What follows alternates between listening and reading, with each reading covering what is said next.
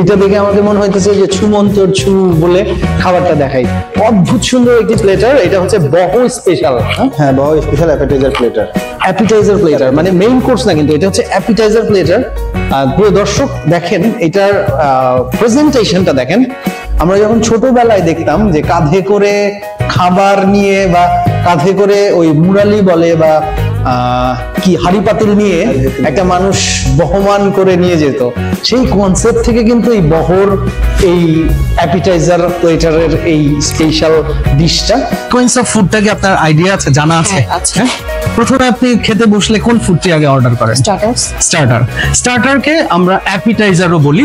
সাধারণত কোনো খাবার ফুল মিল মানে একদম ফুল কোর্স শুরু করার আগে আমরা সিকোয়েন্স অফ ফুড যদি বলি, তাহলে সেক্ষেত্রে প্রথমে আমরা স্টার্টার বা অ্যাপিটাইজার অর্ডার করবো। এবং এই স্টার্টার বা অ্যাপিটাইজারে কি কি থাকে সাধারণত সুমি, আপনি এনি আইডিয়া? হ্যাঁ, it's depend on people taste. Sometimes আমি দেখা যায় অন্তনে উইথ স্যুপ বা স্প্রিং রোল, নাগেটস, বিভিন্ন ধরনের সালাদও থাকতে পারে স্টার্টার হিসেবে।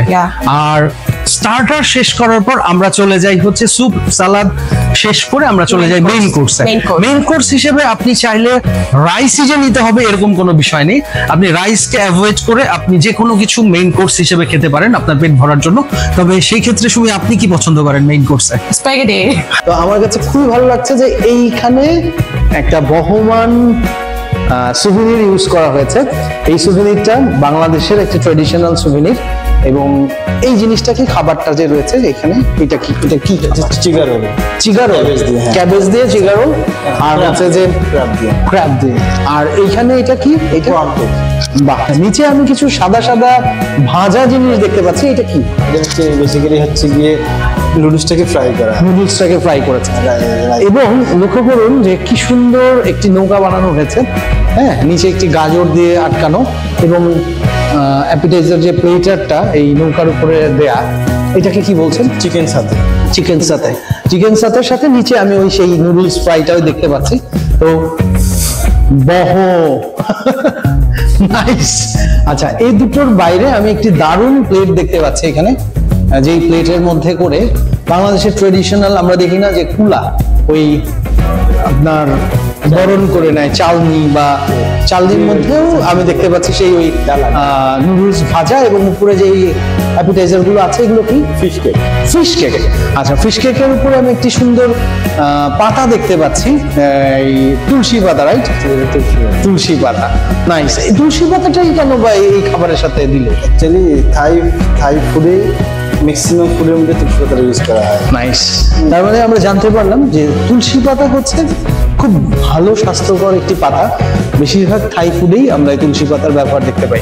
তাহলে বহো অ্যাপিটাইজার যে স্পেশাল প্লেটার আছে, এই প্লেটারটা প্রথমেই আপনার দেখে মনে হবে যে আপনি না খেয়ে অনেকক্ষণ তাকিয়ে দেখেন, এবং এভাবে করেই বাসায় নিয়ে যান। কারণ আমার মনে হচ্ছে যে আমি না খেয়ে বাসায় নিয়ে যাই, এত সুন্দর লেগেছে আমার জিনিসটা।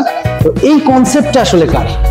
এই কনসেপ্টটা অ্যাকচুয়ালি আমাদের ম্যানেজিং ডিরেক্টর ম্যাডামের কনসেপ্ট, এটা যে এইভাবে করে প্লেটার দিতে হবে। গাইস দেখেন, মানুষকে হসপিটালিটি দেবার জন্য বা মানুষকে একটু আনন্দ বা ভালো লাগা তৈরি করানোর জন্য খাবারগুলো কত সুন্দর করে প্রেজেন্ট করা হয়েছে। অথচ আমরা একজন মানুষ আরেকজন মানুষকে পেছনে লেগে থাকি, আমরা একজন মানুষ আরেকজন মানুষকে সারাক্ষণ খোঁচাতে থাকি। তো এই জিনিসগুলো থেকে আমরা যখন বের হয়ে আসতে পারবো, আমাদের হসপিটালিটি ইন্ডাস্ট্রিটাও আগাবে, দেশও আগাবে। তো আশা করি আপনারা বহতে আসবেন। এটা তো শুধু গেল অ্যাপিটাইজার প্লেটার, ডেফিনেটলি এখানে আপনার মেইন কোর্স বা ডেজার্টে বা স্যুপগুলোতে অনেক বৈচিত্র্য আছে, অবশ্যই ট্রাই করবেন, রাইট? মেইন কোর্সে কি এরকম কোনো ডেকোরেশন আছে? আচ্ছা, আর হচ্ছে আপনার ডেজার্টের স্পেশালিটি হচ্ছে আমাদের এখানে আপনি পাবেন ম্যাঙ্গো স্টিকি রাইস, যেটা আপনি সারা বছরের ফ্রেশ ম্যাঙ্গো দিয়ে এই ম্যাঙ্গো স্টিকি রাইসটা সার্ভ করা হয়। বেসিক্যালি বাংলাদেশে সারা বছর ম্যাঙ্গো পাওয়া না গেলেও আমরা থাই থেকে ম্যাঙ্গো নিয়ে আসি,